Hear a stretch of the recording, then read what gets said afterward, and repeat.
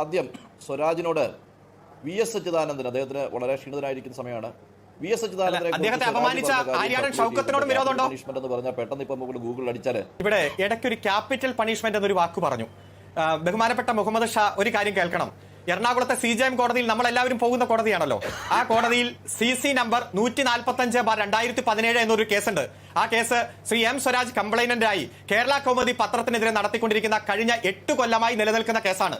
അതിന്റെ മുഖ്യ പത്രാധിപൻ ദീപു രവി അടക്കം MS രവി, അദ്ദേഹം മരിച്ചുപോയി. ബാക്കി പ്രതികൾക്കെതിരെ അതിശക്തമായി നടക്കുന്ന ഒരു വിചാരണ ഈ മാസം 13-ാം തീയതി ഉണ്ട്.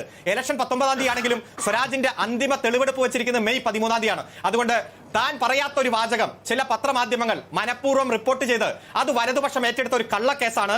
അതുമായി ബന്ധപ്പെട്ടുകൊണ്ട് സ്വരാജിന്റെ നിയമ നടപടി എറണാകുളം CJM കോടതിയിലുണ്ട്. ഞാൻ അതുമായി ബന്ധപ്പെട്ടുള്ള പെറ്റീഷൻ എന്റെ സുഹൃത്തായ താങ്കൾക്ക് ഞാൻ ഇന്ന് തന്നെ അയച്ചു തരുന്നുണ്ട്. ഇത് മാധ്യമങ്ങൾ പ്രത്യേകം പടച്ചുണ്ടാക്കിയ കേരള കൗമുദി പത്രം പുറത്തുവിട്ട ആ അന്നത്തെ ദിവസം ആ പത്രത്തിൽ മാത്രം വന്ന വാർത്തയാണ്.